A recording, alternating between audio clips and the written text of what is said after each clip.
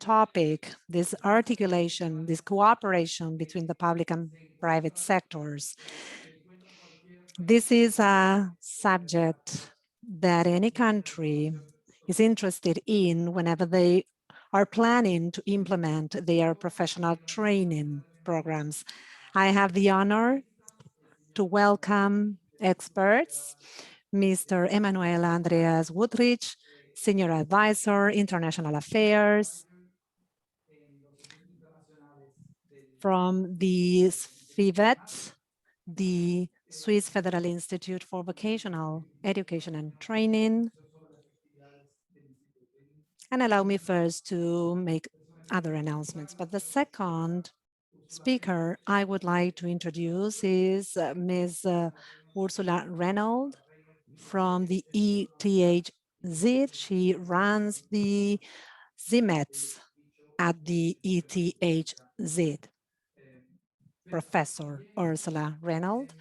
Also, I would like to thank the participation of the director of the Chamber of Commerce of Mexico and Switzerland, Mr. Christian Casurelas.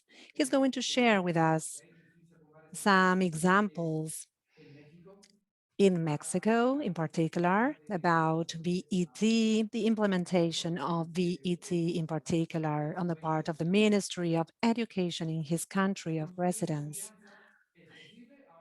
So this is possible, building trust is possible in this sector, even though there are many challenges that we are going to try to discuss and we are going to share. Do we start from a private center or institution? Do we start from the public sphere? So these will be aspects that we are going to discuss. And how can we build this framework? So these will be questions and challenges that we are going to discuss later on. So remember that you can ask questions on the chat of Zoom. You can post the questions there on the chat box. And we will find the best way to organize the questions and answer them. I have the honor to share this session with Natalie Bosch. She is coordinator and organizer of this seminar. And also, I would like to give now the floor to Mr. Woodrich so that he can start his presentation. So Emmanuel Woodrich, you have the floor. Gracias.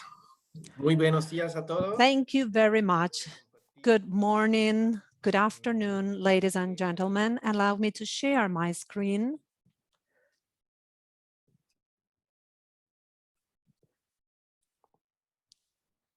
Se ve, ¿no? So can you see my screen? Okay. Perfect. I am going to share with you some ideas related to the cooperation between the private sector and the public sector in Switzerland related to professional training. SFIVET is the expert organization of the Swiss Confederation regarding professional education. Our mandate of the Federal Council is the educational training of professionals in Switzerland, the development and support with the methodologies required for the sector, continuous and permanent training, research and development, and international support provided to countries and institutions in professional education. SFIVET actually has 3 places related to the language regions in Switzerland. So this has been short, but I will try to stick to my time so that everybody can have their presentations. So first we have the Swiss model of professional education. Number two, financing and benefits. Number three, the difficulty to establish cooperation between the private and the public sector, international experiences of FIVET, and finally, the key factors to success for professional training.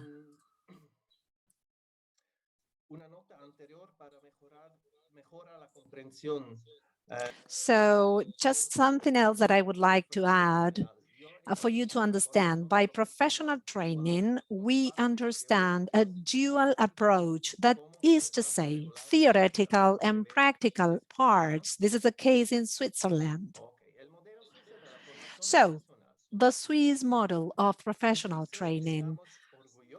In Switzerland, we are very proud of our dual professional training. According to various studies, this seems to be one of the best approaches in the world. And the key factors to success of this system has to do with a public and private partnership, as we call it. This is a partnership of the education system together with the public or private economy. So this partnership that we have is established under the federal law in professional education. So this chart shows the three partners, the Confederation first, represented by SETI, which is the State Secretariat for Education, Science, and Innovation. That could be compared to a ministry responsible for managing and developing the system, strategically speaking. The cantons, that for instance for other countries would be regional governments, are responsible for monitoring and supervising. And the third partner is the private sector, represented by associations, schools, and professionals responsible for determining and defining the technical content of professional training, and also responsible for monitoring the skilled and qualified workers and personnel. They are the ones who know how many employees are required. And also, the private sector makes sure that there is a good coordination with schools and that practical tests are conducted. A good professional education training teaches the right thing to the right people in an effective manner. But how do we make it in Switzerland? A student must apply for learning after the mandatory school. Only with this learning place, there is a place secured at school. This is very important. According to the agreement, the student spends 3 to 4 days at the business where he or she works, and 1 to 2 days at school. There are courses 1 week per semester in order to ensure a complete learning and high quality education. So then there are from 2 to 4 years, depending on the complexity of the profession. So this chart appears to be a little complicated, but this is the Swiss education system. Let me try to simplify it a little bit. After the compulsory school in Switzerland, after 15 years, youngsters have two choices to continue and complete their professional education or general education. So the professional education in red, as you can see, supplements the general system, as you can see in yellow, in terms of equal conditions, both in the upper secondary level as well as the tertiary level. In Switzerland, the professional training system enjoys considerable prestige and robust reputation. Around 2/3 of all youngsters who complete the compulsory school choose professional training, and these young people have over 230 different professions to choose. In the upper professional level, there are 500 qualifications that are recognized. Some qualifications are also required by university students, because we are talking about a vocational training that opens up the doors into the economy of the country.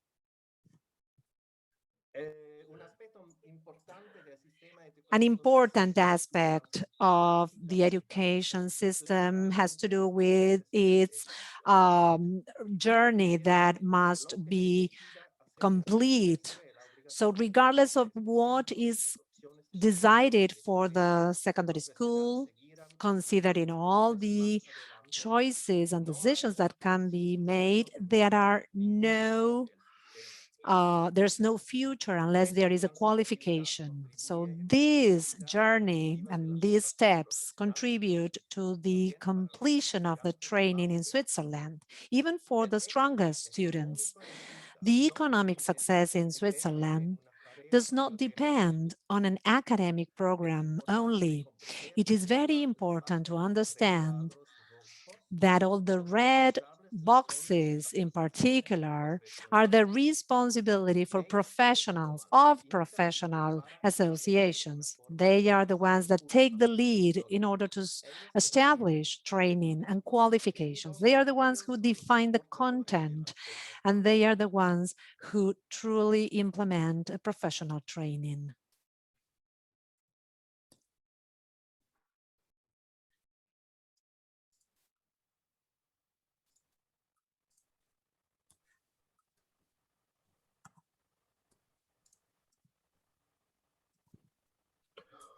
Ok, vamos a ver los resultados socioeconómicos. Moving on to the socio-economic outcomes related to professional training or VET, the success of the VET system is based on the following figures. The Swiss economy is very strong in innovation. We rank first according to the Global Innovation Index 2020. That is to say also 95% of teenagers successfully complete an educational qualification, and 70%, approximately, yes, 70% of youngsters continue the path of professional training. 220,000 youngsters continue this path too. Next, we are going to talk about the organizations of the labor sector. These are the true representatives of professional training. Each sector of the economy is represented by an organization that represents the interests of the employers and employees. And these are partners in this cooperation, and there are two levels, national level and canton level. Now, the mission of the labor organizations in professional training include the education and training of qualified workers through continuous training. Let me see if I can show you the slide. At different levels, namely basic and higher. Also, they are committed to creating good framework conditions for professional education and training. Also, the development of curricula and the monitoring of training needs of each sector, as well as the support to implement and finally be able to work in the sector and implement the profession, guidelines, books, and other materials. Now I'm going to focus on the making of the curricula. This is a moment of cooperation between the work or labor world and the education world. In Switzerland, the curricula is based on work-based situations. According to Spivet's method, those concepts are collected in workshops, and there is a true analysis of the work. We ask workers and employees, what did you do at work last week? What activities you conducted? All those activities are true and clear situations of work in order to develop qualifications. So there is a definition of 2005 by Mr. Kaiser, the concept of competencies, a set of skills and aptitudes. These competencies are grouped under action tasks, and they finally make up the qualification profile. Teaching is also related to labor situations. In that way, we are able to get the world of work closer to the world of education. And thanks to this method, our 230 plans for VET are fully targeted at the labor market. According to the law, our education curricula must be reviewed every 5 years. Each curricula is assigned by law a working group which is responsible for its quality and its application. And this working group is made up by the partners of the alliance of this public and private partnership.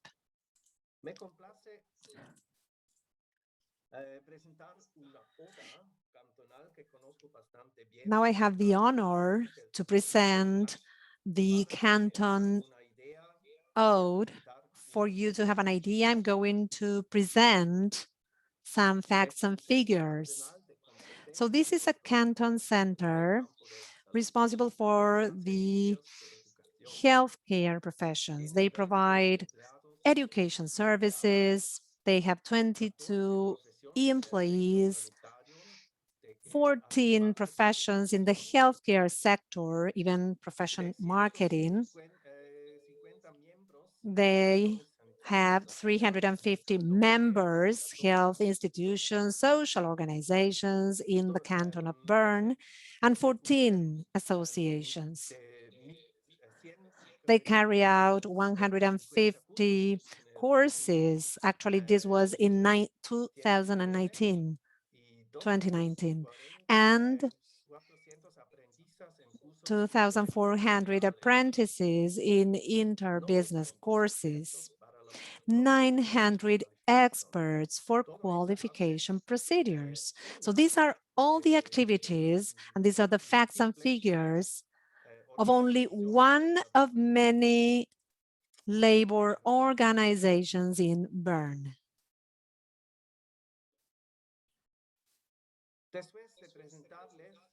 So after presenting the tasks and the organization of the private sector, the question is, where does motivation come from in order to complete all these tasks?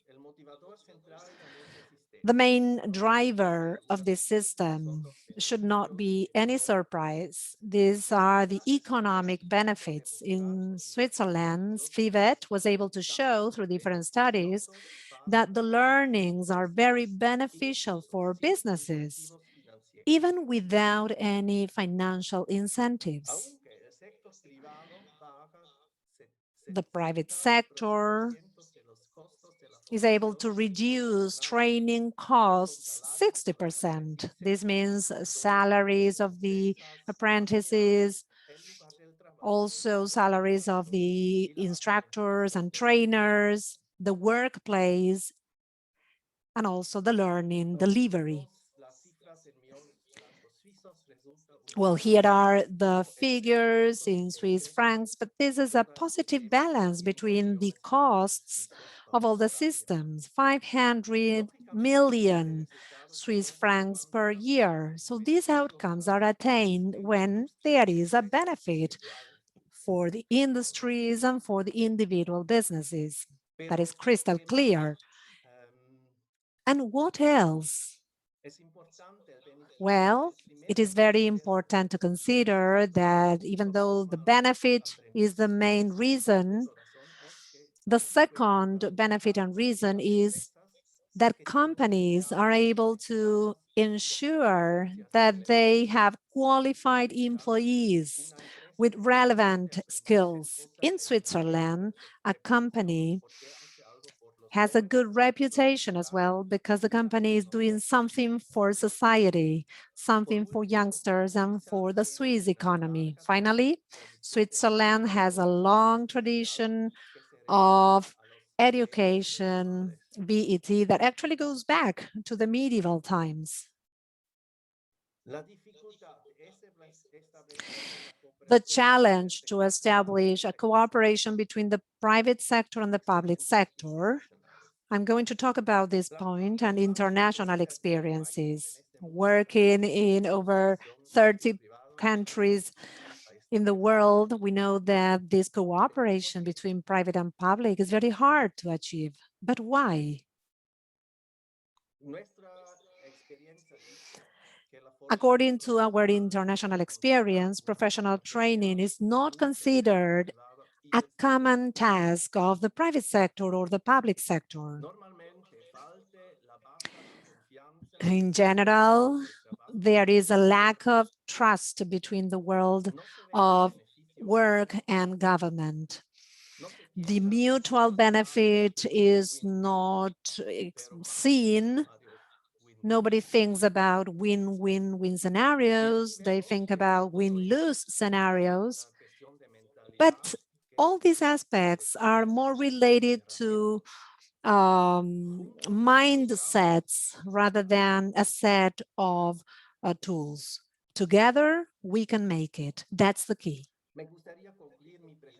And I would like to conclude my presentation emphasizing these key factors to success for professional education and training. When a BET system is good, well, when it teaches the right things to the right people in an efficient and effective manner. In order to achieve this objective, we must make sure that there is a match between the education supply and demand. It is very important to make relevant curricula drafted by labor market experts. In general, these are the employees themselves. We also need to make sure that the competencies and skills are acquired in the reality of the labor world, that is to say, a dual training at the company as well. Also, the number of students that are trained and educated based on the market needs. We also need to make sure that there is a good transition through the education system, that there is an efficient education methodology based on the situations, true situations at work, and also targeting at skills. I always say that the attitude makes the difference. It is very important to teach and to practice the attitude.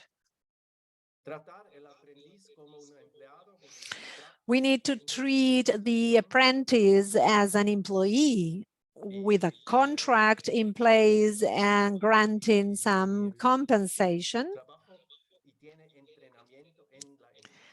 so that these apprentices can work at a company and can be trained at the company as well. The benefits must be crystal clear to the companies, the government, and society. In Switzerland, we also carry out dissemination campaigns.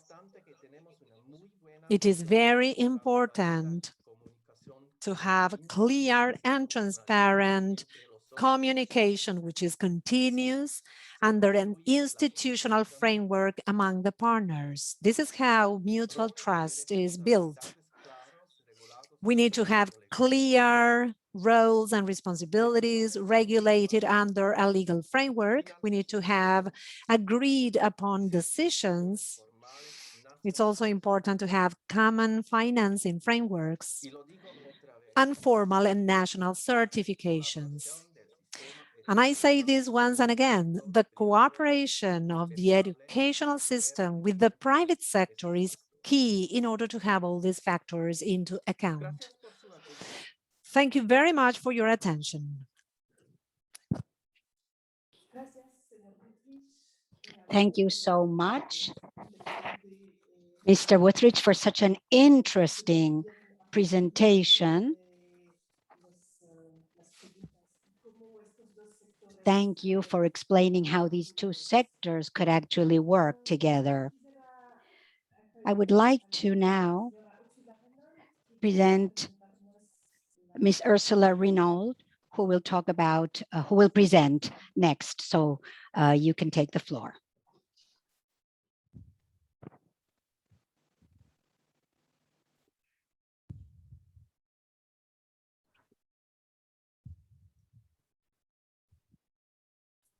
Okay. Can you see it? I have to, sorry, I have to take off the, the translation. Sorry for that.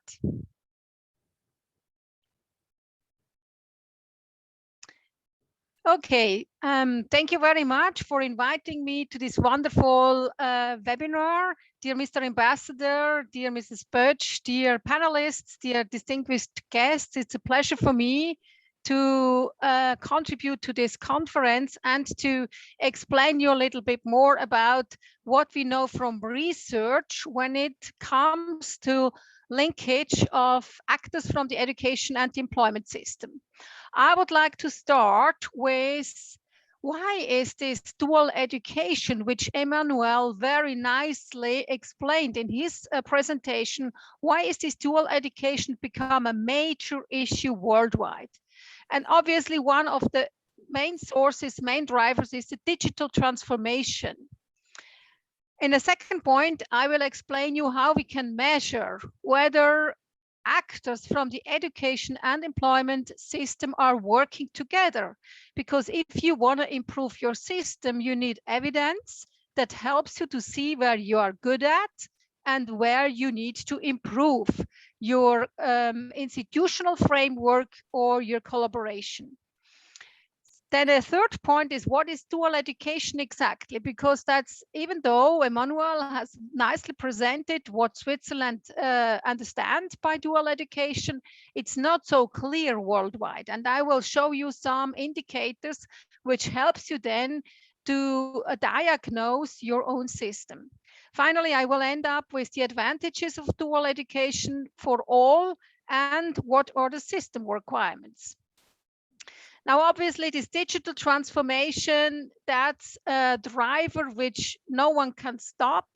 And the problem is that it goes so fast and it changed the qualification requirement in the labor market. However, the education system are very slow. If you are once involved in curriculum development, you know that it takes a lot of time. And that's why we are facing the problem with these two speeds, the very fast speed on the labor market and the slow speed with regards to curriculum revision.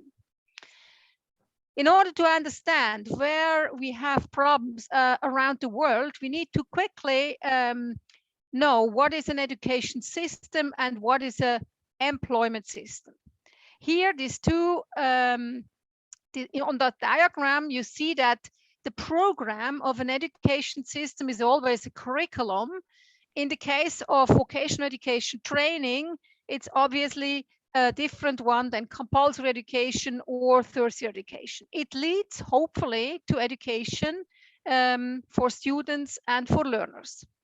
The code of a curriculum or an education system is always selection. That means at the end, someone needs to diagnose whether you have passed the exam or failed, and that's lead then to the professional career.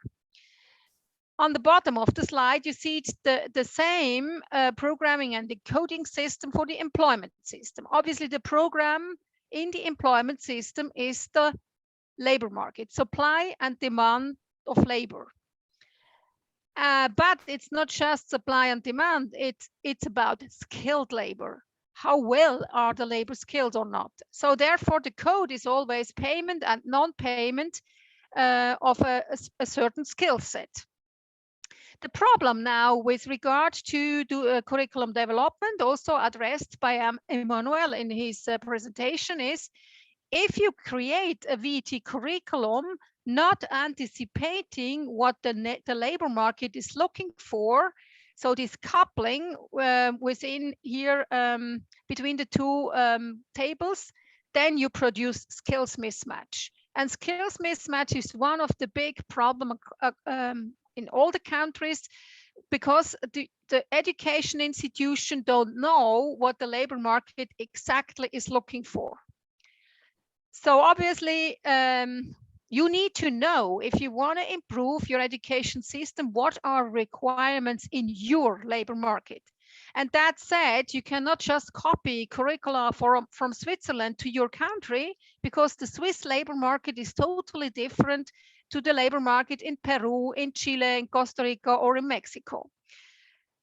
How can you figure out and start to work with companies to identify what are exactly the need or the requirements in your labor market? We did a study in the state of Colorado in the US because Colorado wants to change the system too, and they say our companies are not willing to contribute, and I think our companies, they complain that they don't find the right skills, but they are not willing to train. And then we say, okay, let's ask them what kind of skill sets they need, how important they are. And then in the last question, we ask the companies, where do you think that these skills could best be trained? How you see here, the higher the dot is about a certain skill set, such as reliability, commitment, trustworthiness, communication, advanced math, the higher this dot is placed, the more important is the skill. We were asking these companies, what do you need? Obviously, they need, all is important. If you can have a look on the labor market, then we ask, what do you get? Obviously, that's always less than what you are looking for. But here you see the depiction of what they say when we were asking, what is the best place to teach these kind of skills? And obviously, most of these dots are workplace. That means the Colorado company themselves were feedbacking that the most important learning location is the workplace. The same study, or a similar one, we did for Switzerland. We did an employer survey, a student survey. You have here on the bottom 22 dimensions of soft skills, which are nowadays on the labor market very important. And we ask the same question, what do you think, how important they are? So you see all the columns here, the bars are very high, so everything is very important, maybe with the exception of here creativity. And then we ask, where do you think these kind of skills can best be learned? And again, if they were opting for a 3, that would mean school can best teach this kind of skills. If they were answering 1, then it's the workplace. So most of the dots here, again, are on the workplace side. And that has a certain reason I actually will explain you.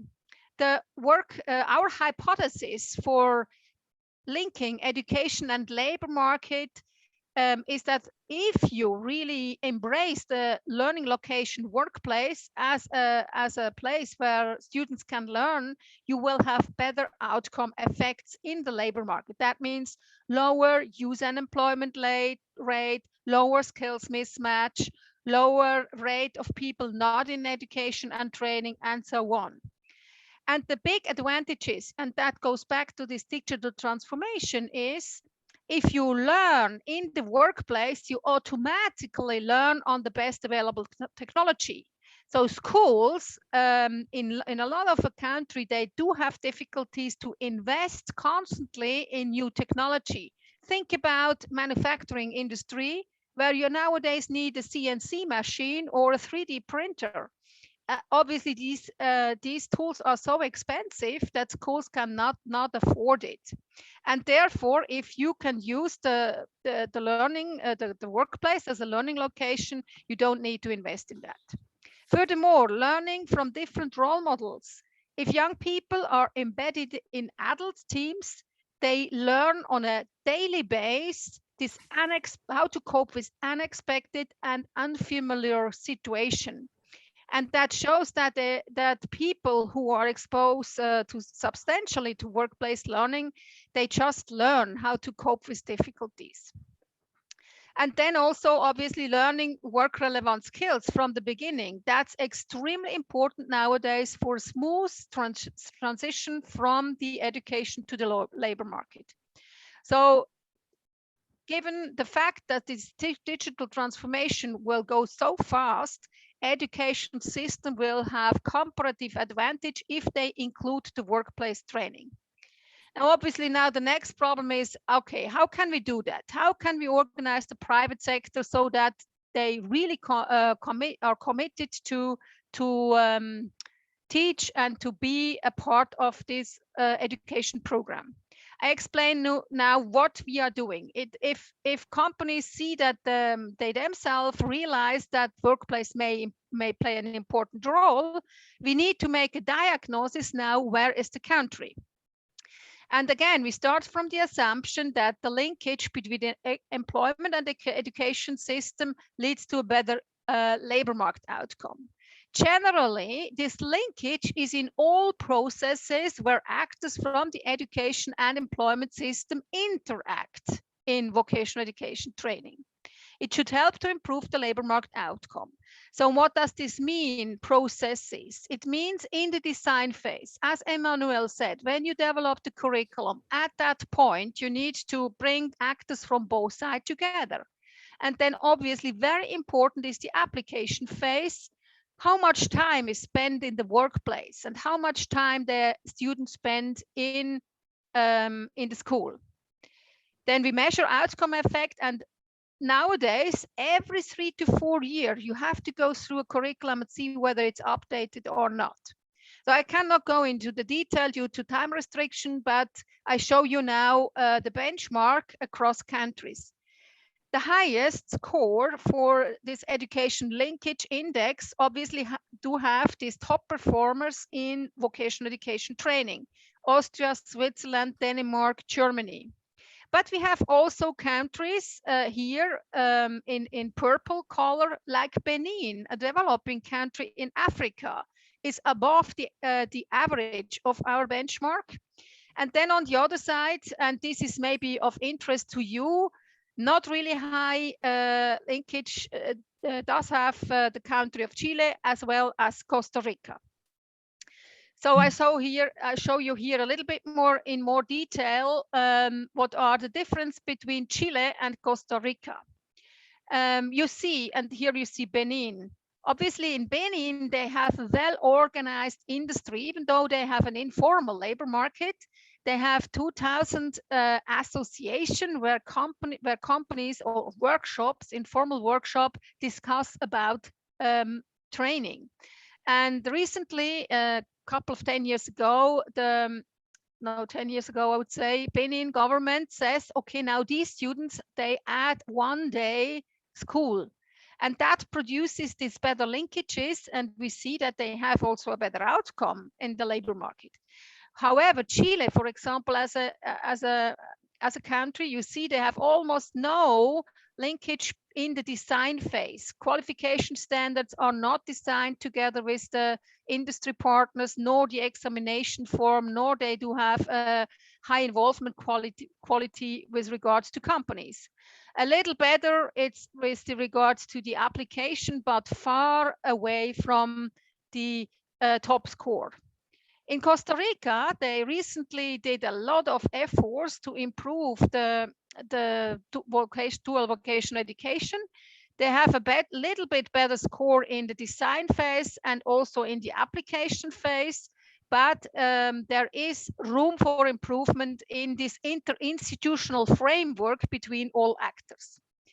Now, that brings me to the point that if we have the diagnosis in one country, then you have to decide if, for example, the education system have too much power, which is the case in Chile and in Costa Rica. They need a so-called labor market alignment strategy. Together with the business sector, they should develop a strategy that they want to now improve their education system together. A vision, a strategy, a blueprint, this is what you need first so that you have a common understanding in which direction you want to go. If, however, the employment system would have all the power, that's, by the way, in the US the case. They have this so-called registered apprenticeship system. This is not comparable to the Swiss system, but in that system, the company decides together with the Department of Labor what is an apprenticeship. 6 months, 3 months. And the problem is that this is not a good currency for the student. So they need a formalizing strategy together with the education sector to improve that linkage. Now, what is dual education exactly? As Emmanuel nicely pointed out, for Switzerland, it's this combination of theory, means 1 or 2 days, the students goes to a vocational school, and 3 to 4 days they go to a host company. However, there are other models how you can organize that. For example, you just make 6 months at school and 6 months in a company. That's the other way. How can you do it? But what is important is, and I see that I'm also working with about 30 countries, and what I see is a lot of people are talking about dual education, but they are not aware about that what exactly counts if you want to be included in an OECD statistic. So therefore, I show you how you can check your own country where you are. Is more than 25% of the content designed for a particular type of occupation, meaning more than 25%, you call that a vocational education program. That means in your syllabus in the school, you have maybe safety, you have something about safety standards, or you have something about healthcare, or very first exposure to physics for manufacturing or something like that. But it has nothing to do with exposure to workplace training. Is more than 25% of the content presented in the workplace, then you call that program combined school and workplace training. If less than 25% is spent in the workplace, then it's a school-based VT program. But I want to tell you, a country like Switzerland, or the one I show you, the 4 top performer, Austria, Germany, Switzerland, Denmark, they have more than 60% of time spent in the workplace. And this is one of my most important suggestions to you. If you want to have people in the labor market, you have to substantially allocate time to the workplace. Otherwise, it will not work. I will show you the statistic from the OECD recent statistic, where you can see Austria, again, here on the left side, they have about 35% combined school and workplace, this so-called dual education program. They have school-based VET program with this 25% of content in the school, and the rest is general education. On the right side, you have the United States. they have no vocational education program, even though they claim they would have a vocational education program. No, according to the OECD standards, the content is not enough linked to this VET. Switzerland is here with the highest dark column, where you see that we are the leader with regard to this combined school and work-based dual VET program. And that is what you can see. That's why you can understand that Switzerland is one of the best countries with regard to outcome effect, one of the lowest youth unemployment rate, and as Emmanuel nicely said, and a very permeable system where you just can progress to a next higher education level. What we know from research, and this is now, if you really want to go into dual education system, then you have to involve employers substantially. Employers are involved in setting qualification standards. In Switzerland, they are the driver. They have the power to decide what are the contents. They have to decide when an update needs to happen because they are much closer to the development in the labor market. What are the next generation of products, processes, and services? So especially if they have a research division in the company, they know what is in the pipeline as new skill set. And also, obviously, because selection is the code of an education, they need to be involved in examination forms. Yes, and last but not least, I already mentioned that students spend most of their time in the workplace instead of classroom. That means not just the 25%, which is the minimum according to the OECD. No, it's above 50%.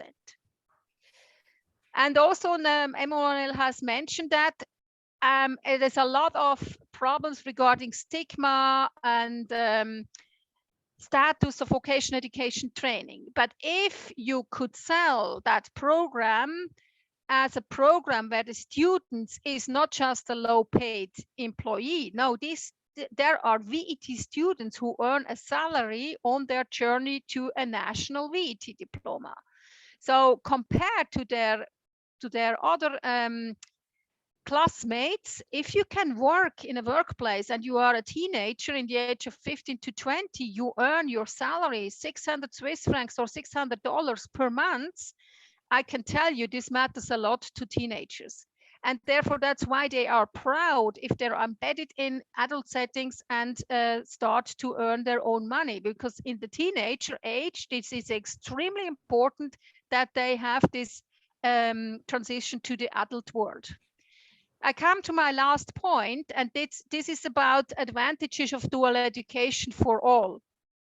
Obviously, if you want to include companies in a substantial way, there is no way to understand the language of companies. Educators need to understand that companies are not willing to substantially invest in education if they have not a benefit out of the training.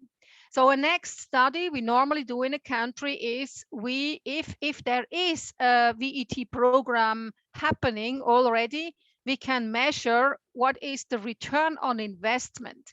And what you see here is a very simplified figure which shows you that you have a certain program duration. There the problem starts. If you have a too short program, let's say 6 months as in the United States, or 18 months, that's not enough for companies to invest and to get to a certain return on investment. In Switzerland, the average is 3 years. And obviously, over the 3 years, the cost aspects, the training costs at the beginning are high, and they raise over time because the salary of the students may raise. But the extremely important message I have for you is that you have to understand how you can improve the productivity of the learners over time. And you see here this S-curve shows you that at a certain point you are crossing the break-even point where the investment period turns into a return period where you get this benefit. And this graph figure is extremely important because we have to work with your condition in your country. All the countries are different. For example, some countries do have a minimal wage. Then it's difficult to calculate the cost benefit for companies if you have to work around. And if you have to think, how can we organize the training to comply with other legal aspects? You also can start to learn whether you should implement a digressive school model. That means at the beginning, more time at school because they are not so productive. And in the third year, they spend more time in a company. So if you want to include the business sector more substantially, normally we start to discuss with education leaders from a country what are the variables of a program you want to change. And the goal is always that companies see they may come to a black zero or a small net benefit. Emmanuel has mentioned the macro data for Switzerland, the overall benefit and cost, and you see here same study where we have gross cost for an apprentice in a 3-year program in euro is 72,000. In a 4-year program, it's even higher, it's 96,000. But the productive contribution of a student is 79,000 in the 3-year program, and it's 100,000 in the 4-year program. That yields to net benefit of 7,000 in the 7,200 in the 3-year program, and in the 4-year program, 6,900. So the companies in Switzerland, they know why they train. It's just because they are simply training as if they would produce another product or skill. It's because they get a return on investment. That said, obviously I have not the time to explain you in more detail how you get there. But what I can tell you is you have to start to analyze and make a diagnostic of your own country to see where you have the strengths and weaknesses. And you have to decide and describe what is your institutional framework. In a lot of countries I'm working with, the role of the states represented by one or more ministries is pretty clear. Education, know who is the ministry, who is in charge of what, that's pretty clear. What is not clear, what is the role of the private sector in that system? Do you have an organized economy? Meaning, do you have industry association, chamber of commerces, professional association who are in charge with education? Or do you have training companies who are building clusters to work together? So this is the big problem in most of the countries, that the private sector is not organized with regard to contributing in a systemic way to a new dual education program. Now, how can you organize them? This is a question which we have no recipe just for all countries, because the countries have to decide where they want to go and what they have already. And that's why there's unfortunately no simple recipe. But what we can provide is research where we make a diagnostic where you are, and starting from that point, you have to lead a discussion in the direction, okay, companies, if you want to have the good skilled people, please be partner of our initiative. So this institutional framework is a result of the allocation. It is a result of the allocation of the relevant function to the different political level. If you start to re-engineer a system, obviously you quickly see that then it's more than just how to organize the private sector. It's around re-engineering. There are a lot of other functions. This is obviously beyond the possibility of today's lecture to explain you all the function, but what we are doing, and the Mr. Ambassador, he's nicely announced that I'm the chairman of the Center for the Economics and Management of Education and Training System. And every year we have 10 countries from around the world who participate in that virtual institute. Actually, it's virtual to Corona. And we help the country to manage and to improve their reform case. It's all about your ecosystem, your facts, your problems, your institutional settings, which we have to understand. And what we can provide is evidence and also workshops where you can learn from the best cases and from other cases how to improve your own case. I have a bad message. Unfortunately, education system reengineering is an intergenerational project. It takes very long. It's not done in 2 or 3 years. So it would be nice to accept that it takes at least 10 years to see the first fruit in the statistic. But my experience show me that those countries are really committed, such as Chile, Costa Rica, some states in the US, Nepal, Benin, Serbia, these countries, I see the fruits and they make the progress, and therefore I'm happy to share more of that with you then later on in the discussion. Thank you very much for listening to me. I'm looking forward to discussing with you. Thank you very much, Mrs. Reynolds. It was highly interesting, very rich and full of details, but a lot of questions. I imagine we already received questions. Now we could dedicate maybe 10 minutes to them. We'll have later on more time to answer the question which arrived. We have pretty complicated questions, so first of all, I would like to direct some question to both of you, Mrs. Reynolds and Mr. Gutrich. There is some questions from Rosalino Antonio Davila. Pienso que estas preguntas están muy importantes. Sus preguntas son, So your questions, let's see. How can we finally achieve the representation of the private sector? So this is one of the questions. Rosalia Antonio. So professional associations do not receive government funds. So how can that challenge be dealt with? And what about the recognition, how these mechanisms, the sector councils, for instance, right?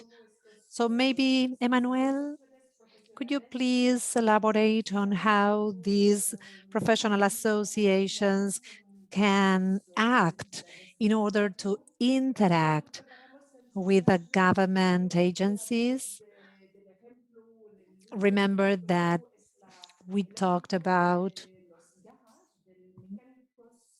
the field of mechanics, for example, mechanical training to repair cars, for example, and some other jobs related to the automobile sector. In Switzerland in particular, the associations related to this sector.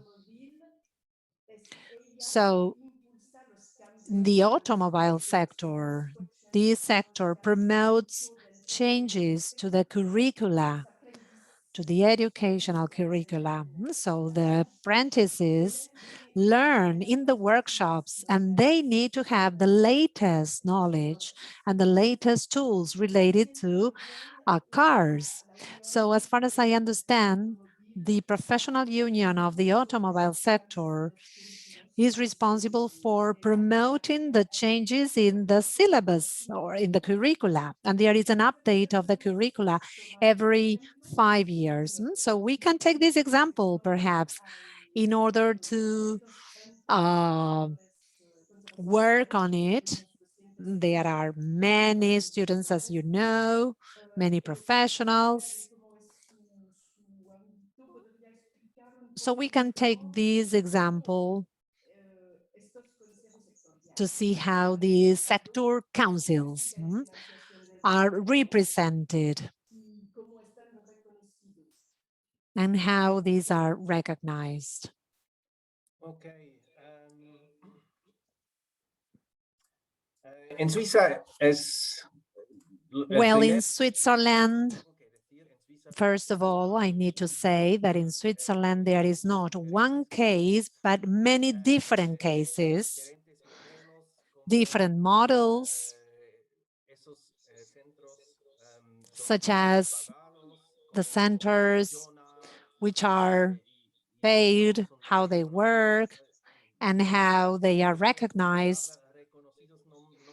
Maybe the word recognize is not a word that I would use, because it's not a matter of recognizing on the side of the state, because it is recognizing rather that the industry must recognize that that organization actually represents its ideas and its interests in the face of the government.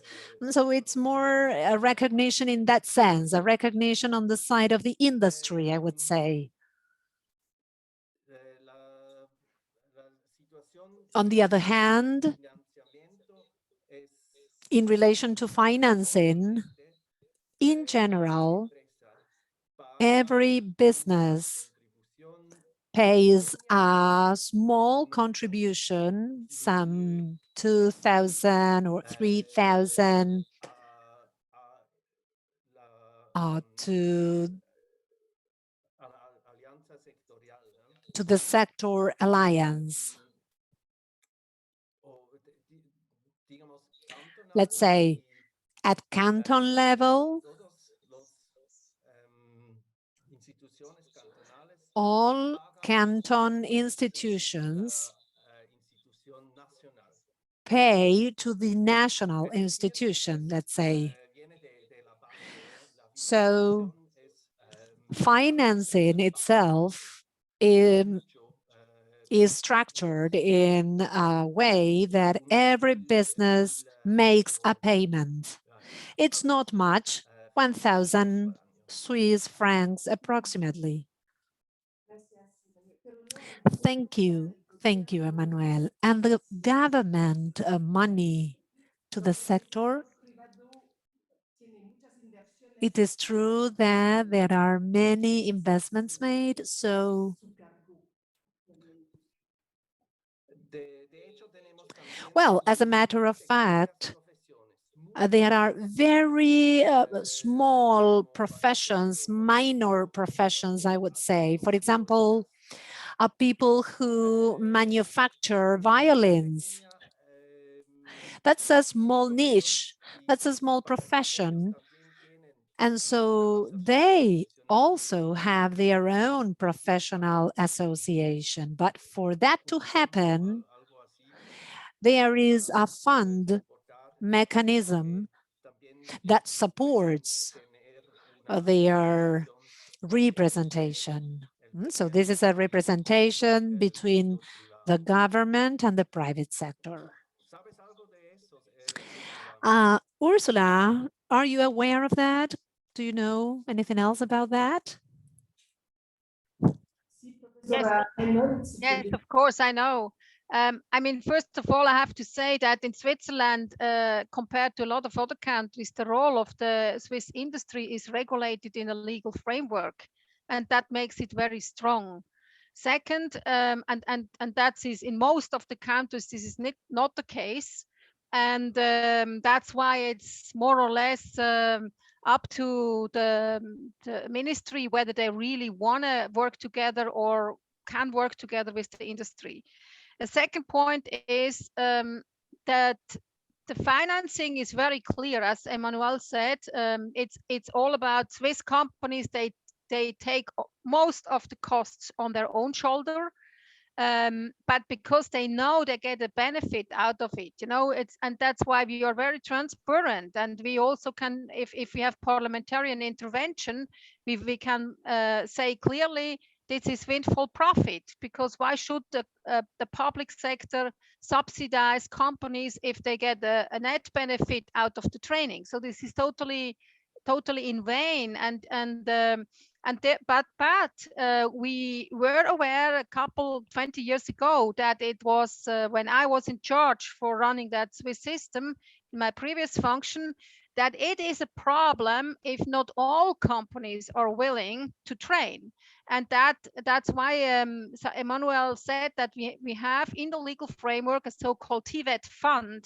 But this TVET fund is more to stabilize industry association when they think that not all companies are really contributed. So they can go to the Federal Council and say, we want to have a general agreement that all companies from the same sector need to pay in this fund, then they can go in this direction. And that helps to finance the so-called, I would call that the system overhead costs.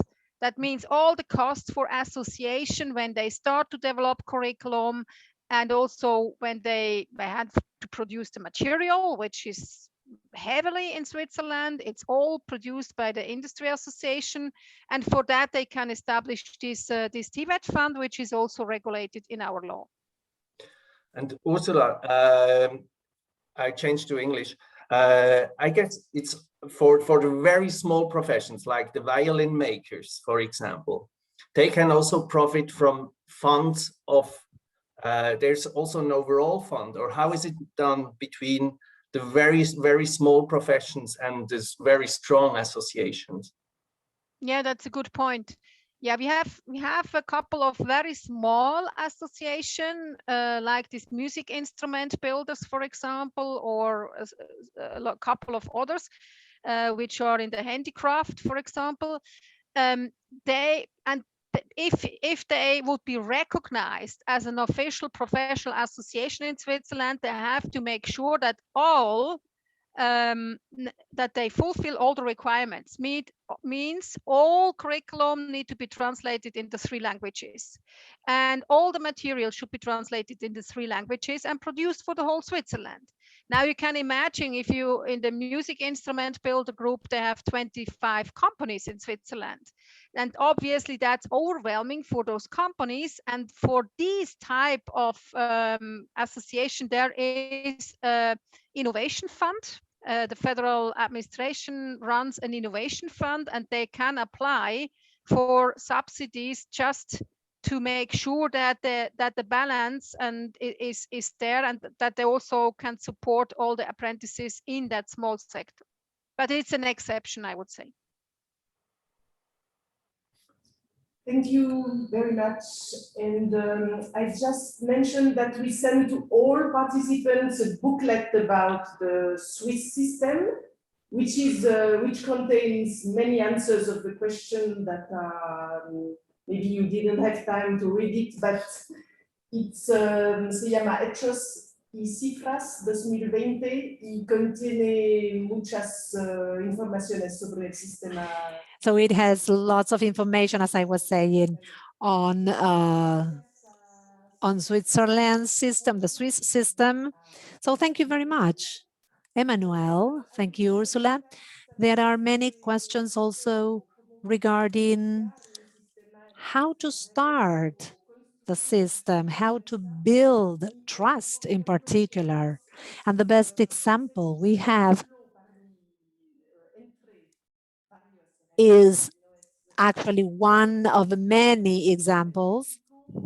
In Mexico, the Swiss Mexican Chamber of Commerce has made great efforts in order to build with the Swiss companies and the Mexican government, which has a professional education and training framework. So we are going to listen to Christian Casurelas, who is the general director of the chamber, and then we are going to listen to the stories of 3 companies in Mexico that have started these initiatives. So thank you very much. Thank you. Natalie, can you hear me? Yes?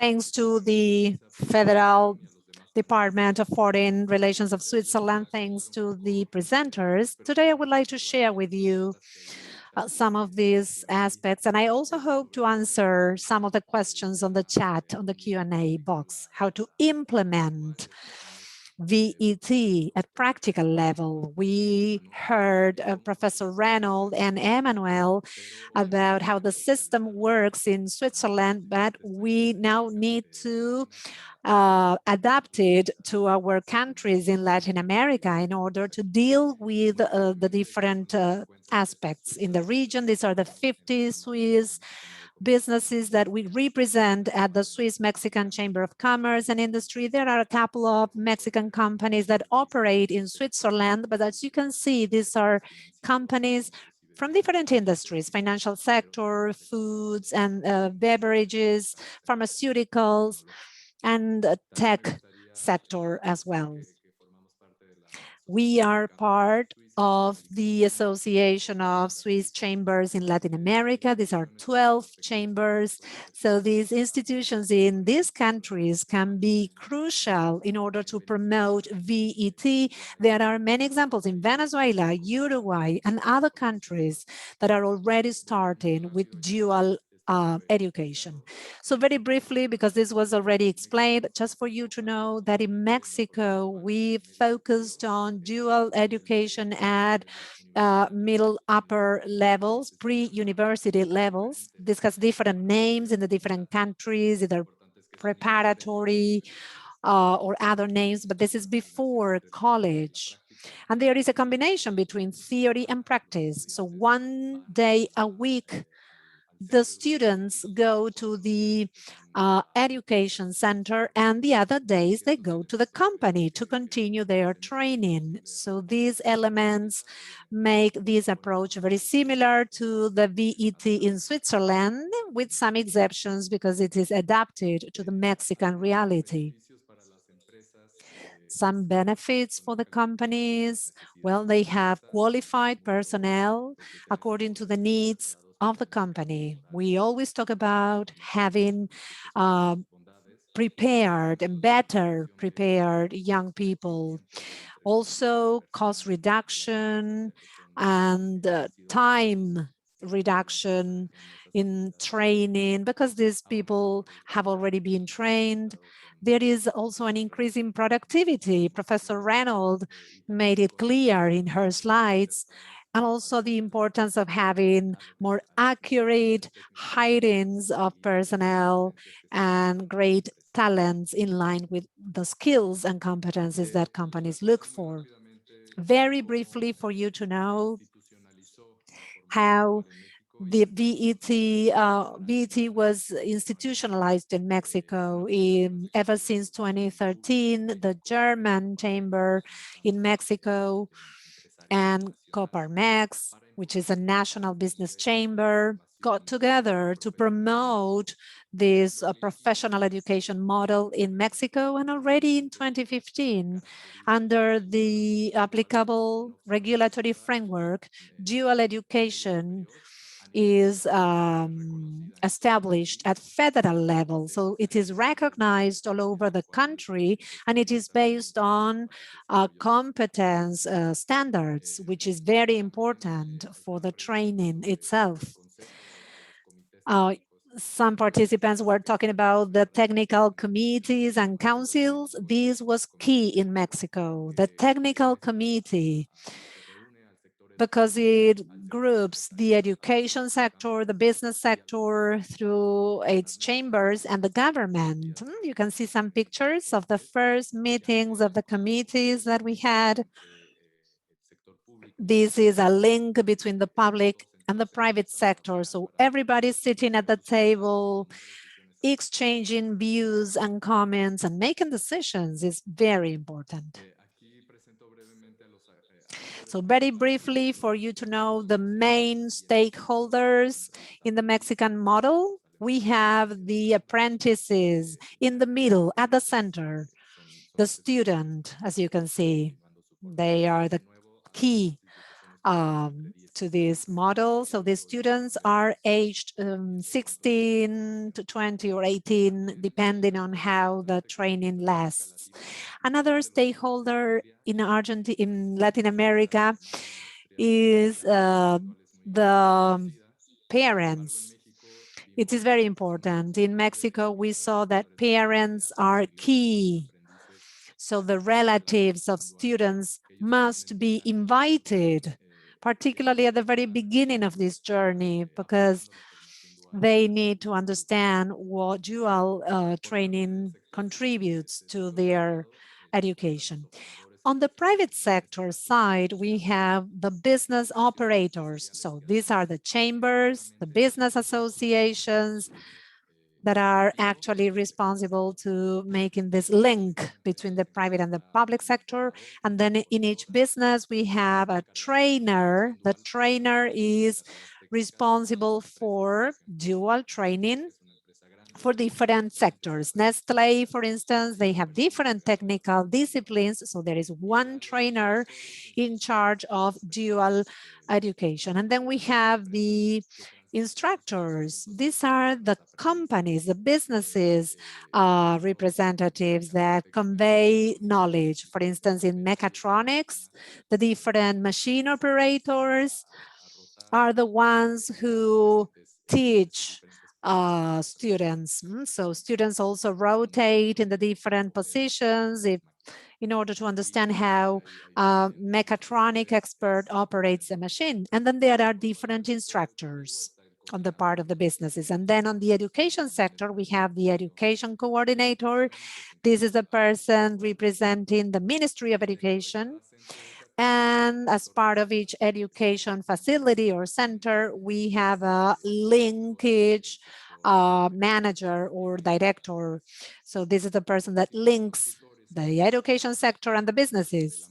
And finally, we have the tutors down there that are close to the student in order to help students in their career plan, both in the theoretical part and in the 4-day practice at the companies. A question posted on the chat was related to building trust in this private-public partnership. Relations between the public secretariat of education and the business council is key. So in Mexico, we have the business council, and as part of the council, the main agency that represents the sector in Mexico. And then we have the different chambers, as you can see. The Chamber of Chemical Industries, insurance companies, and other sectors. It is very important that all of these entities fully understand the model so as not to have any issues. And on the side of the Public Education Secretariat, we have the different subsystems, as you can see. It's very important that all of these agencies and entities are very much aligned to dual education. In Mexico, we work with the Technical Association, with DGETI here, for example. This is the institution responsible for industry matters. So the different public agencies and public institutions are aligned and must be aligned in dual education, in VET, so that they all understand how practice is combined with theory, and also national recognition aspects, so that everybody is on the same page related to the different career paths and disciplines. Later on, I'm going to elaborate on these aspects. But before that, allow me to share with you the Swiss Alliance for Dual Education. Well, this is an initiative promoted by the embassy and the government to promote VET, and many businesses have already started with apprentices, and they are using this model very actively. Other Mexican or foreign companies, when learning about the benefits of this model, have joined in. So these benefits of dual education are now spreading across the country. So what is the role of a binational chamber or any other sector chamber? Well, we promote dual education through our committees. The committees are composed by human resource directors of different areas. And so this is how we promote it through these people. We also support the development of the curricula. So this is a system based on competence standards. We also support the organization of agendas, participation at events, and we support Swiss companies in the implementation of dual education. We are the link in relation to the status of dual education in Swiss companies. Almost, well, 340 apprentices have completed dual education, 65% men, 35% women. And we are developing different initiatives here in order to achieve gender equality. For instance, Nestlé gives more scholarships or greater scholarships to women. And we need to make sure that there is a gender equality whenever companies hire apprentices, the same amount of men and women. Also, more than 140 instructors and tutors have completed education here, 17 technical careers, technical disciplines in different states of the country. We have representation in the north, in the south, with different socioeconomic situations. And another thing that people talked about, the scholarship, as Professor Reynolds and Emmanuel mentioned, in Switzerland, the concept is a salary that or a compensation that the business pays. However, in Mexico, the agreement with the Secretariat is that part of the scholarship is provided by the government, as you can see here, from $40 to $100, depending on the state. You know that this depends on the state where the apprentice is. And then it is supplemented with $140 to $350 on the part of the businesses. Some companies like Nestlé, for instance, provide a higher amount for women in order to promote gender equality. Or the insurance sector, for example, regulates the amount and decides on the amount of the scholarship. So we finally get to how these competence standards are developed. It is very important to promote, well, when we started here, many companies wanted to start, and there were like a dozen of technical disciplines developed. And in Switzerland, there are over 230. So first, we had to develop the curricula for example, chemical experts. So we sat down in these very hard working tables. In Mexico, we had the participation of the National Council of Standardization. It is called Conocer in Spanish. So everybody started participating in developing the standards. Associations, for example, the National Association of Chemical Industries, business operators. And as Emmanuel said, it was very important to have a good representativity of the companies. For instance, Clariant participated in petrochemical sector. Givaudan or Firmenich that manufacture fragrances and flavors. Sika, for example, and some other German or Mexican companies. You know that the chemical sector is very broad. So at these working sessions, the purpose was to develop the needs for the professionals. A chemical expert needs to understand the table of chemical elements or such and such activity. So for a chemical expert to fully have a qualification and to be recognized internationally, well, these were the skills and competencies required. And this was very important because all of the apprentices have a qualification at the end of the system, at the end of the scheme. So here you have an idea of the standards that we developed for the skills and competencies of these different disciplines. Well, this is the process that we share with businesses when we start with dual education. Maybe it's specific to Mexico, but the four main aspects. It is very important that the company understands the competence and skill standards for the career, for the discipline. The company also needs to have the necessary infrastructure and staff. For instance, one company wanted to start with mechatronics, but in Mexico, it only had a distribution center and not a production center. So in that example, the company didn't have enough machines for the mechatronics discipline. Another important point, it's very important to have a good rotation plan.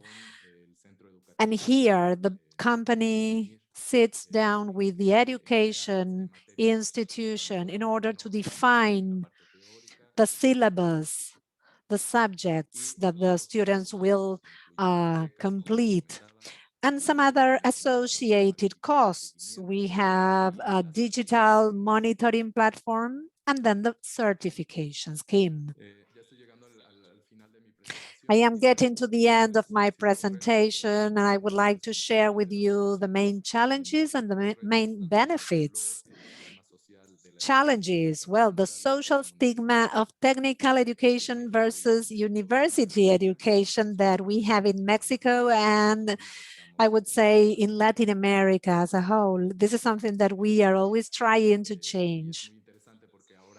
And it is interesting because there is a university or any university student in mechatronics can earn a higher salary than a recently graduated student. A 16-year-old can earn more either through a salary or through a scholarship than a graduate student. Then in terms of the legal aspects, we had many discussions at the very beginning because the year of age in Mexico is these are minors, 16-year-olds, 18-year-olds are minors, so they are working at businesses. So we had to make an agreement with the public secretariat in order to justify that they are apprentices in the public secretariat. They have their medical insurance correspondingly, and there is not a labor relationship between the student and the company. So this was very much discussed at the committees, the legal age in particular. But thanks to this agreement signed between the companies and the public secretariat, this issue was solved.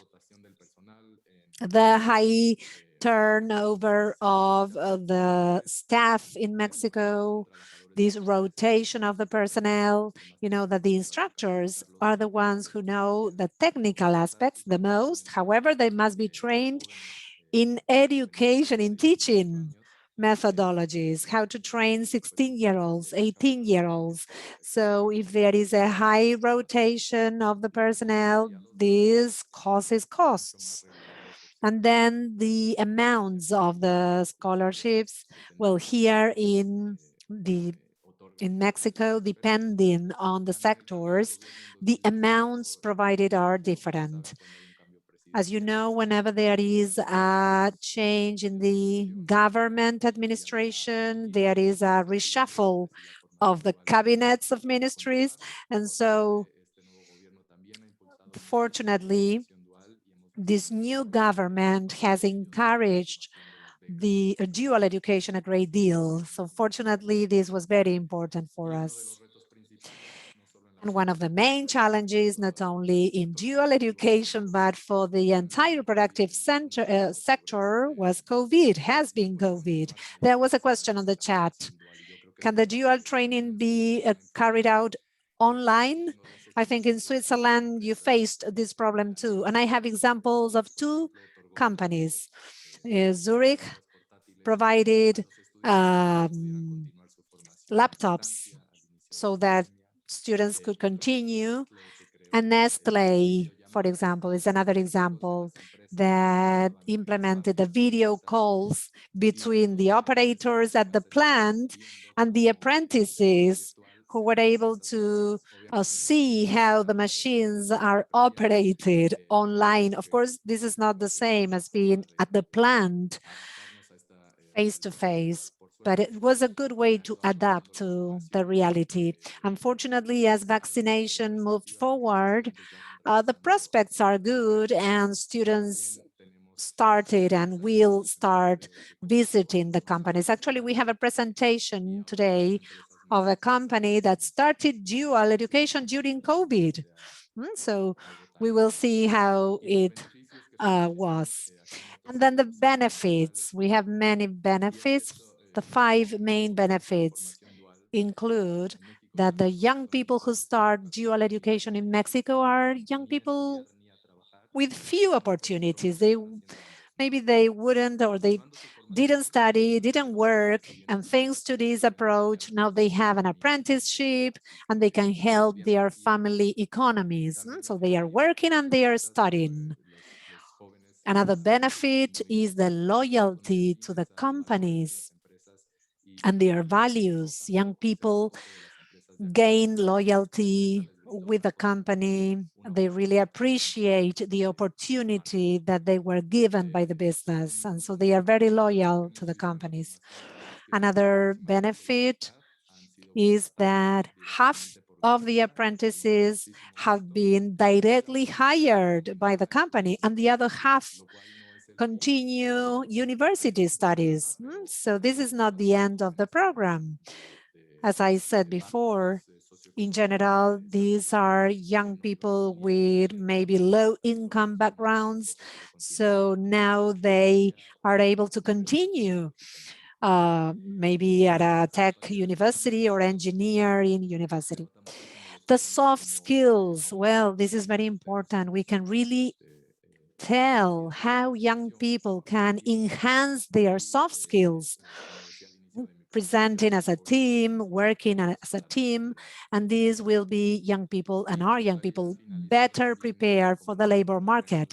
And I would like to conclude, just like Professor Reynolds said, and we always tell this to everybody. We tell businesses that the training given to young people really is worth it in terms of costs for companies. And this is a picture of the first 2 young men who started at a company. And actually now we are going to listen to companies that can give us their views about and their experience.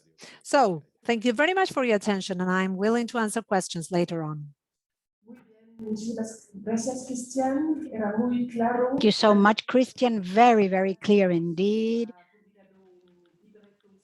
There's also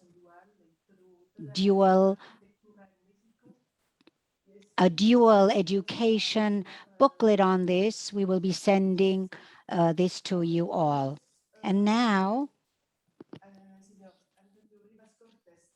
Mr. Antonio Rivas Cortes from Schindler will take the floor. Buenos días. Good morning. Can you hear me okay?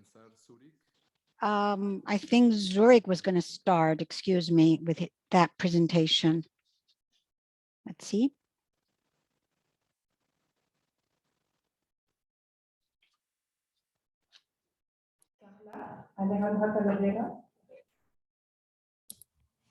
Hola a todos, ¿cómo están? Carla? Yes. You can take the floor, Carla. Carla Alejandra Talavera. Then you can take the floor then. Thank you. Yes, hello everybody. It is such a pleasure being here today and sharing our experience in all this issue regarding dual education. To us, this is one of the nicest projects because of the social impact as well as in students' lives and people's lives, those that we support and as a society. And I'd like to show you a very quick video as an introduction of which is part of what we do to attract talent into this program. Just a second, please.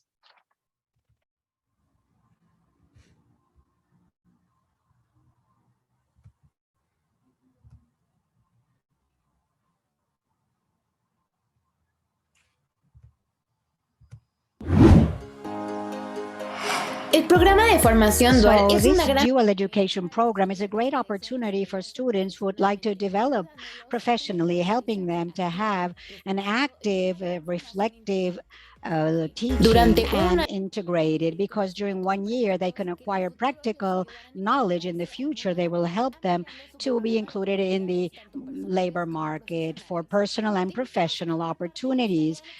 Be part of this great experience where Zurich will continue building a better future for our students.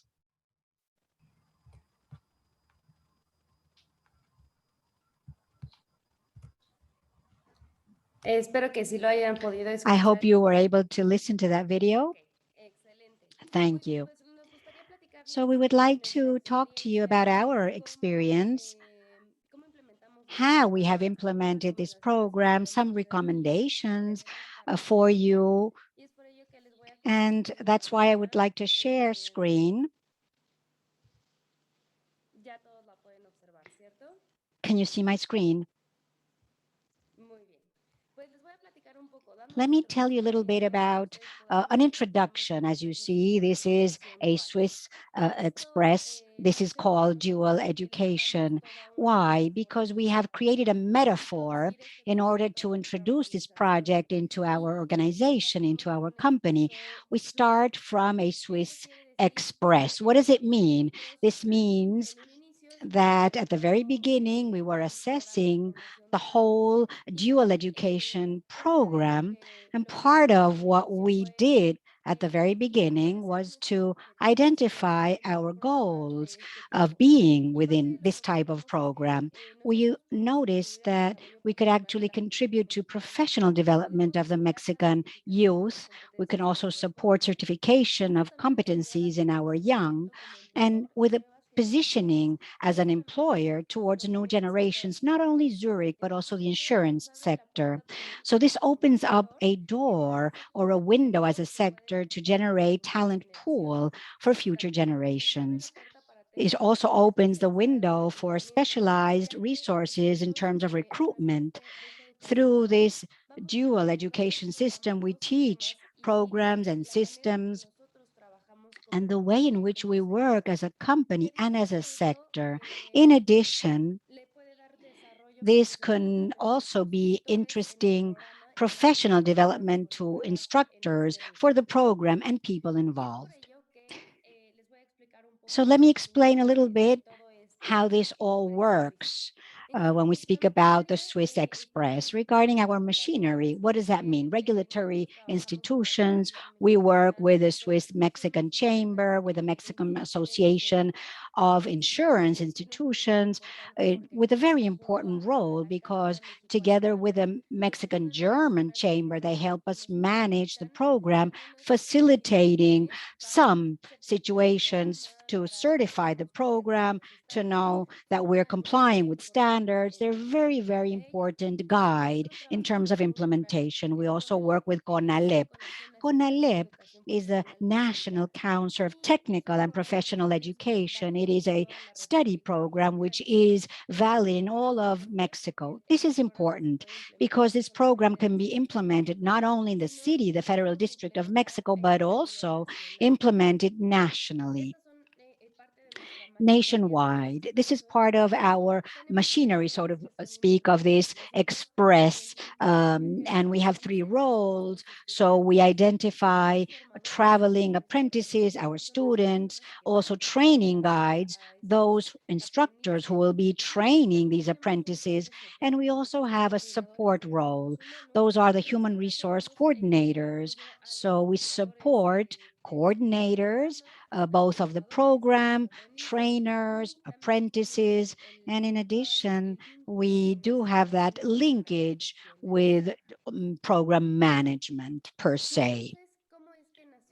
So how did this all start in terms of the destination and the route? What we had to do prior to decide on implementing the program was identifying the needs, talent needs, and what professional profiles as a sector could actually benefit and support us.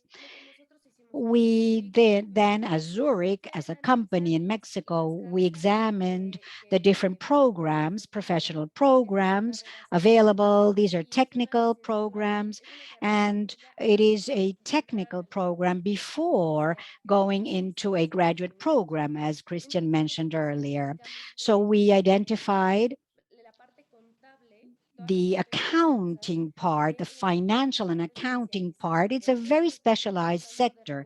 We're speaking about different regulations that are very point regulations. They are international regulations as well. And this opened up that window to reduce the number of courses in our organization. Subsequently, we assessed all the curricula. Of course, this was hand in hand with courses that were already identified. The idea was to pinpoint how to link our organization and our processes. Important task, because part of what we look for with this program is the youngster development, but also in the organization, this development should happen in a healthy fashion, in a very simple fashion. So it was paramount to assess all these curricula for decision making on the program, educational program we wanted to implement. Also, all the different educational systems. Because of the pandemic, we've been working remotely, but the first generation did work face to face. So the student movement or motility was easier. Once we decided on that specific program or career, there is an analysis part for the different learning assumptions. In other words, in what area the person will be working at and the job tasks, and then do some rotation. So based on the curriculum, we defined these jobs and also defined what that student has to learn and what has to be practiced, what theoretical, practical exercises a student will have to perform, and how long the student must devote to each one. In addition, we also examined our different instructors, how these trainers or instructions, number one, their profile geared towards having such education, the vocation to train people, and also to cover all different issues. It is our responsibility to ensure they are actually developing with the appropriate qualifications. So this theoretical analysis was firstly done. We considered regarding every job position and analyzed different positions. And then we confirmed the program, educational program, and the institution we wanted to work with. In addition, as Chris mentioned, it's important to review how that relationship has to become more formal and the benefits. So what are the agreements that have to be established with the counterparty, with the students, the agreements also established with other associations. And once everything is in place, we start then dual education program per se. So we perform an assessment to recruit and select talent. Once they are in the company, we think about this rotation program, doing a weekly follow-up reports, detailed reports. There is an assessment regarding each module they work on, and we also have a follow-up with different institutions involved in the program. Part of the program is that at the very end, as Chris says, we do a competencies assessment. This institution validates the behavior as well as the knowledge required to determine or to dictate whether they can actually productively exercise that role. This has to be, of course, done in a very detailed fashion. This is just a bird's eye view. I hope this is useful. Thank you so much. And now I'll give the floor to the Human Resources Director, Sandra Jaime. You can take the floor. Sandra, no te escuchamos. You're silenced. Yes, now we can hear you. Excuse me. Good morning, everybody. My name is Sandra Jaime. I'm responsible for human resources in Zurich. And just to close, I'd like to share with you that in Zurich, we are very proud to be part of the group of companies, as mentioned earlier by Carla. We really contribute to Mexican youngster development, which is very valuable. This is a very important challenge in terms of social responsibility for youngsters to strengthen competencies and technical knowledge of our students. In addition, to be part of our corporate culture in a healthy environment, inclusive environment, we are also learning a lot from them. For instance, now it is paramount to think about the health, the care, and well-being of people. All these elements are also part of what we want to do and train these people to do for their advancement. In addition, another important challenge is the sensitization with instructors or trainers. They dedicate a lot of time with the youngsters. It's important for them or for us to value their contribution with the students and to learn together. That is why the sensitization and awareness is important with all the participants in this dual education program. We're very satisfied, we're very proud, and whatever you need, please be part of this beautiful program, as Carla mentioned, in terms of dual education. Any comments, any doubts? Of course, we can support you very, very much. Thank you so much.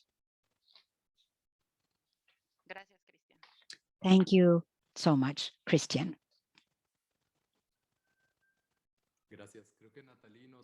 I think, Natalie, we can't hear you.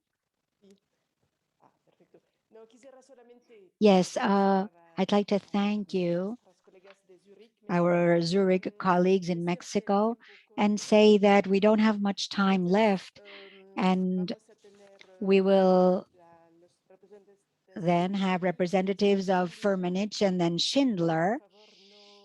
But I'd like to ask you to please don't go beyond 5 minutes. Excuse me. Thank you so much.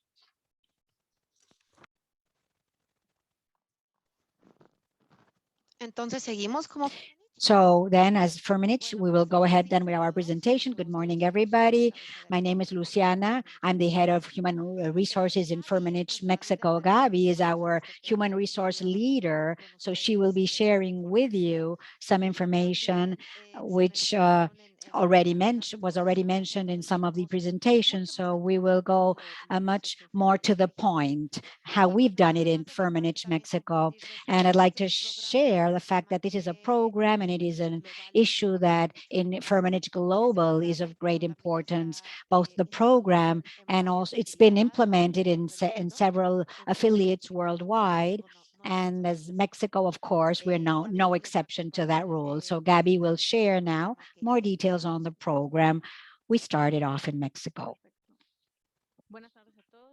Good afternoon and good morning, everybody. I'd like to share my screen.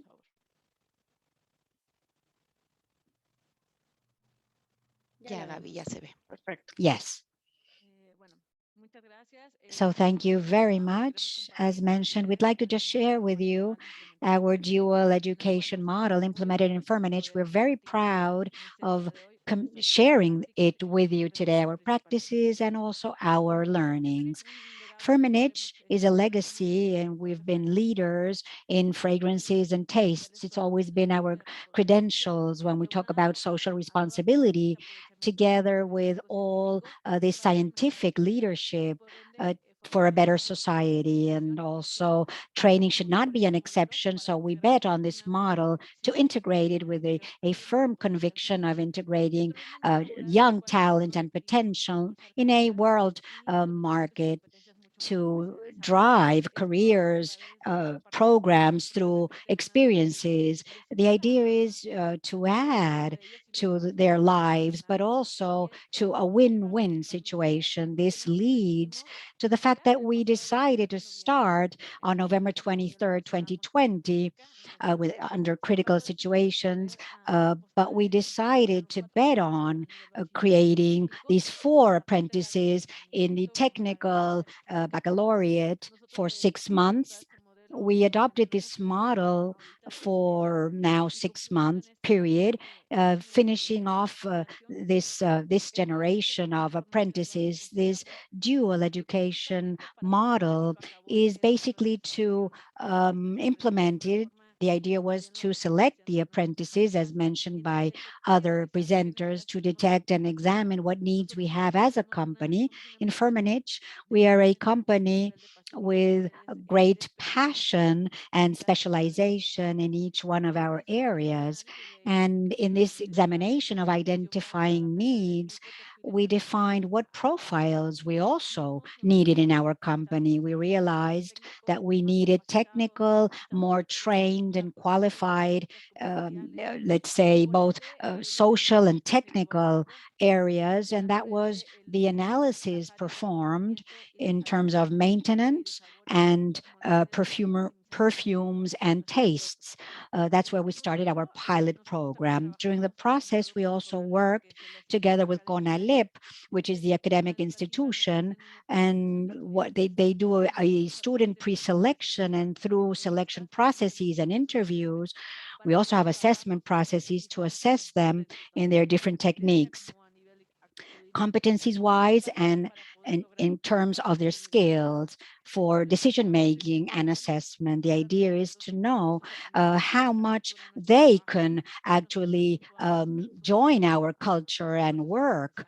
And this is also part of our learning process. What's important is to mention that in the selection process, we think about induction to the company, an official welcome. It requires an onboarding process to a process which is different from that in school. We know that duality in terms of technical training and other training is still maintained abreast.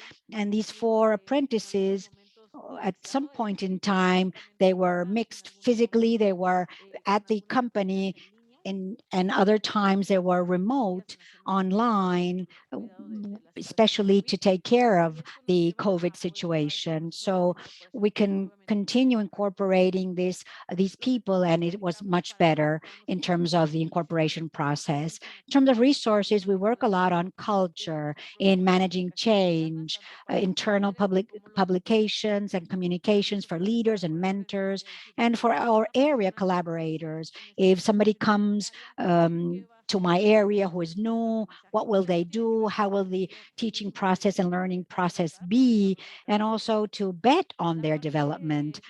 Regarding people, one of the main resources is being able to develop people and define our mentors to achieve a quality level in terms of training. And we also require to bet on them so mentors could develop skills, soft skills to share knowledge for this to take place. In addition, we were also able to develop joint curricula. Another resource is the economic part.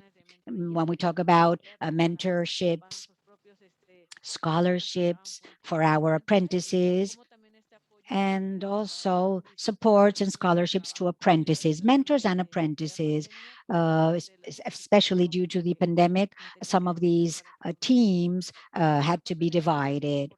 Now, in legal aspect is important. It's important to validate all the agreements that have been entered into, especially regarding the company and students.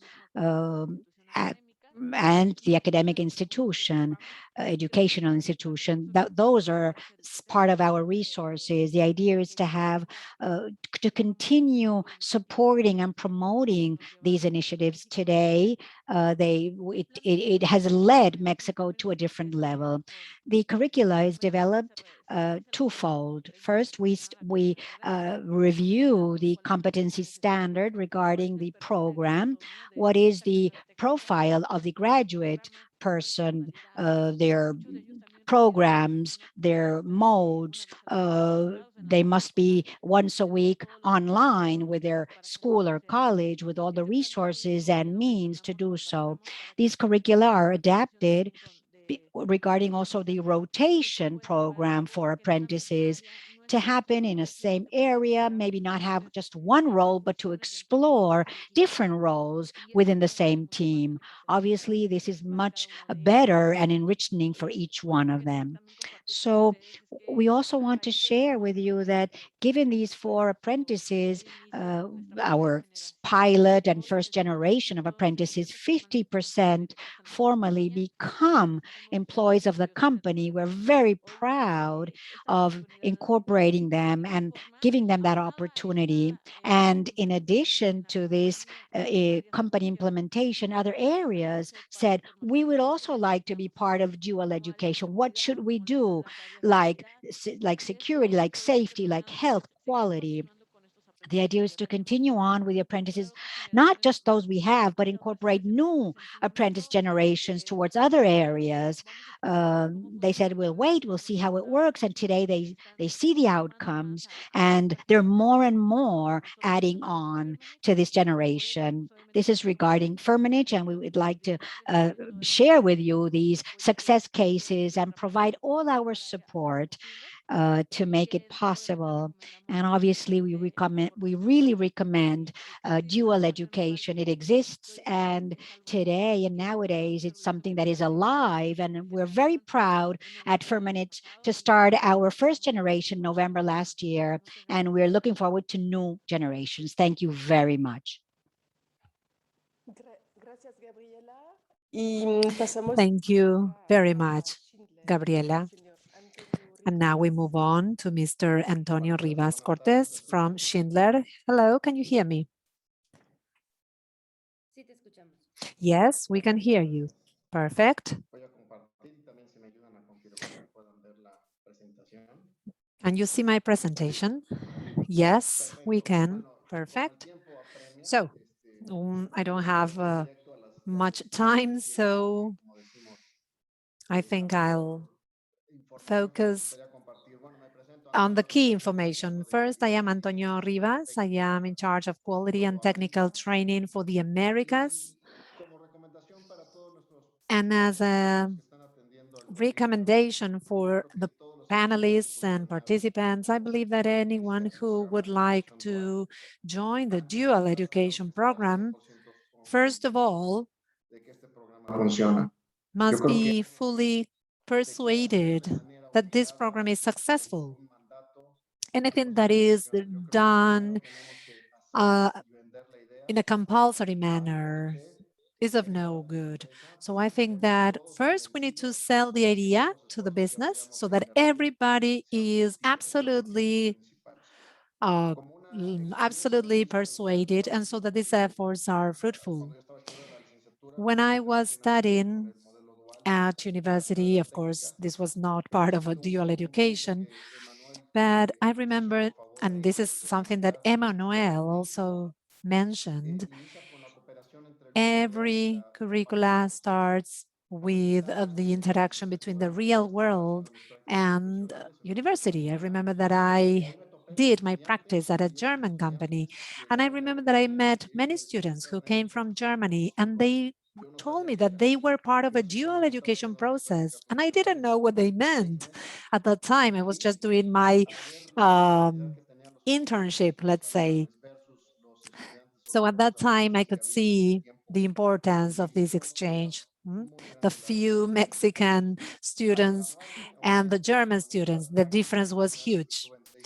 So thanks to the practice that I had, whenever I looked for a job, as you know, every job asks for experience. So how students have experience, how do they have experience if they are not given the chance to be part of a company, of a true situation? So thanks to the dual education scheme, we can give students the tools and the experience that they need for the labor market. So, as you know, Switzerland is a leading country in innovation, and what we do is to give our students in the education model, dual education model, top-notch technology, but also the traditional technology that we have, the elevators that we have, and the staircases that we have and have had for the past years.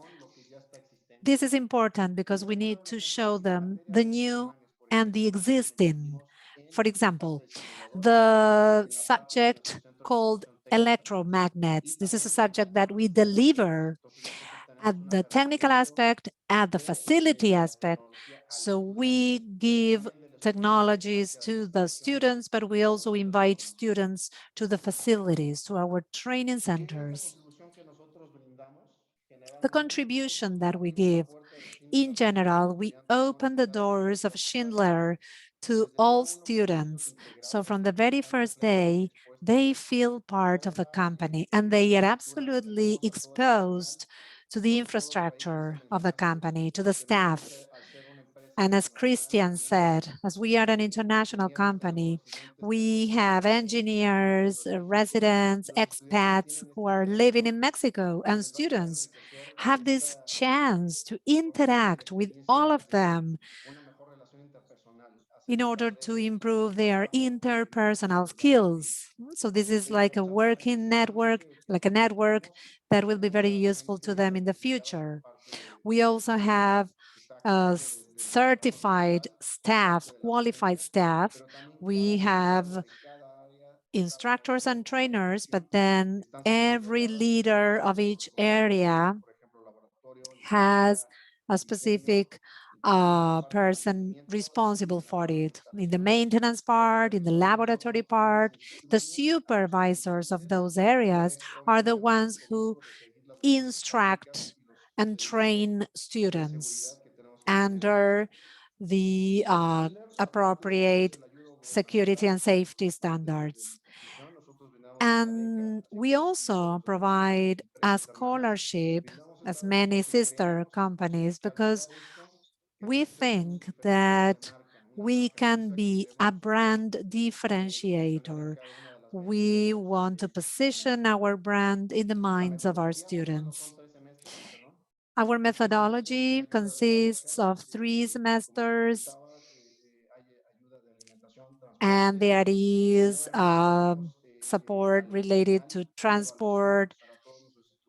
And at the end, we have a test, an assessment that we make in order to position our students after the training they had with us. In some cases, students even told us that they wanted to continue their studies, which is, of course, respectable, so they choose a different path. Well, thank you very much to the Swiss Embassy. I must be thankful to the Chamber as well, because they supported us from the very first day. We already have the first and the second generation of dual education. This picture depicts these students and these generations that completed the scheme. Today we have 3 students that are fully working with us. Actually, one of these students is a woman, and honestly, the skills and competencies of women in such an industry of mobility and transportation that we could say has traditionally been dominated by men marks a huge differentiator. So we are very proud to have these women as part of our teams, and we really hope to have more students like this in the future. And to conclude, I would like to invite you all. We want to open our doors to anyone who would like to visit us. Everything is designed, but you can also contribute. You can contact the Chamber of Commerce of Mexico because probably they will support you to start in dual education models. Thank you very much, and I remain at your disposal. Thank you. Thank you, Mr. Rivas. And before moving on to the representative of the Pacific Alliance, I would like to clarify and elaborate on certain points.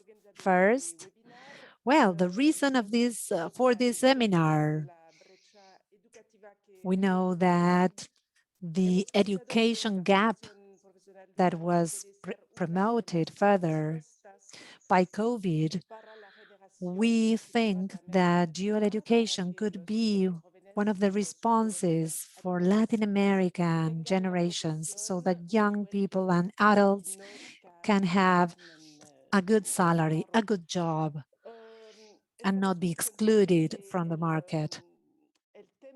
We are very much aware that this topic is highly complex, but I would like to mention two things. Professor Ursula Reynolds delivers a course for the experts of each country who would really like to know more about how to introduce and how to make a strategy for a VET in your countries. I know that in Chile, for example, there was a strategy implemented thanks to the courses and programs of Professor Reynolds.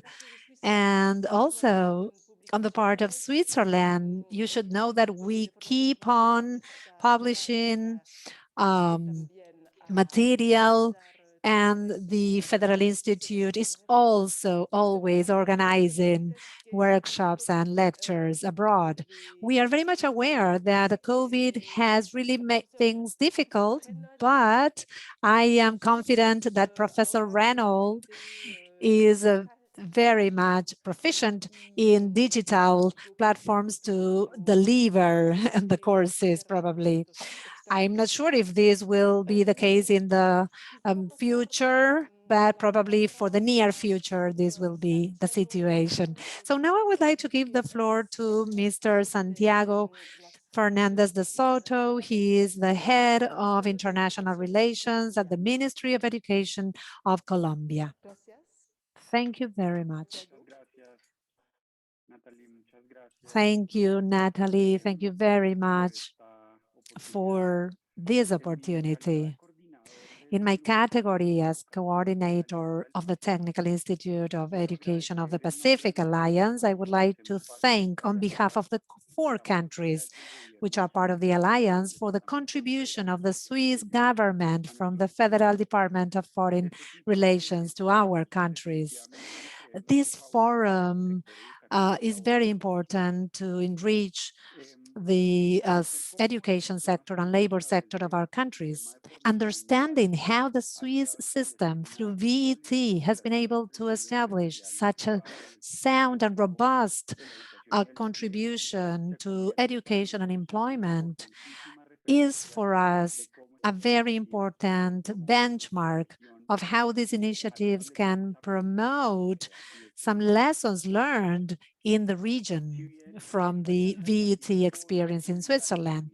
Even though the Pacific Alliance was created in 2012 with a focus on commercial aspects and economic aspects, Chile and Colombia have made headway in other issues, other topics, as is the case of technical professional education.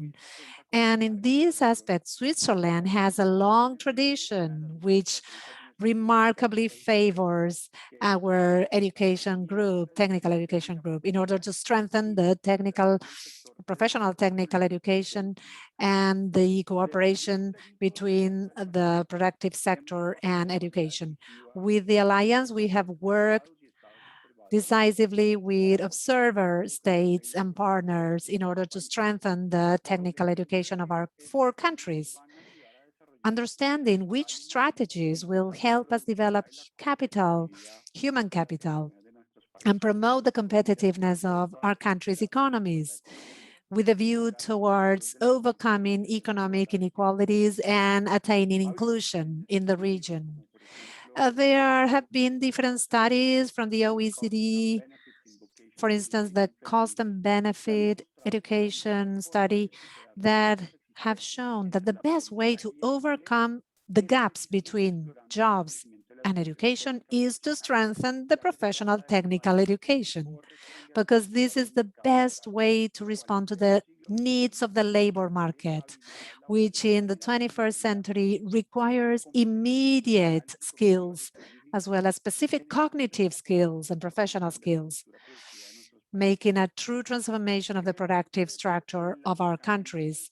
And we believe that this approach between the public sector and the businesses to meet the needs of our countries through education is the perfect cooperation point and will facilitate the well-being of our populations.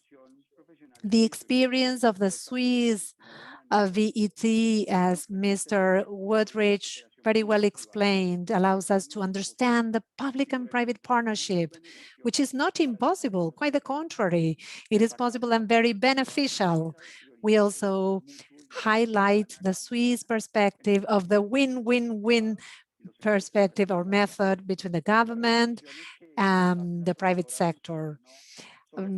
Professor Reynolds comments about the importance of the education sector and the labor sector, and how the Alliance of the Pacific makes efforts to improve and consolidate the linkages that she explained very well, provides benefits for the competencies and skills of our peoples. So from the technical education group, we see this webinar as an initial milestone to keep on strengthening dual education initiatives in our countries. And we trust that the Swiss government will continue supporting these initiatives for the continuous exchange about these topics. I would like to also thank the Swiss Mexican businesses who shared their experiences with us and how dual education has increased opportunities for students and young professionals who we wish the best success. And this seminar is a great bet to continue strengthening ties and relations for the benefit of a true dialogue among us, and finally create better job opportunities. Thank you very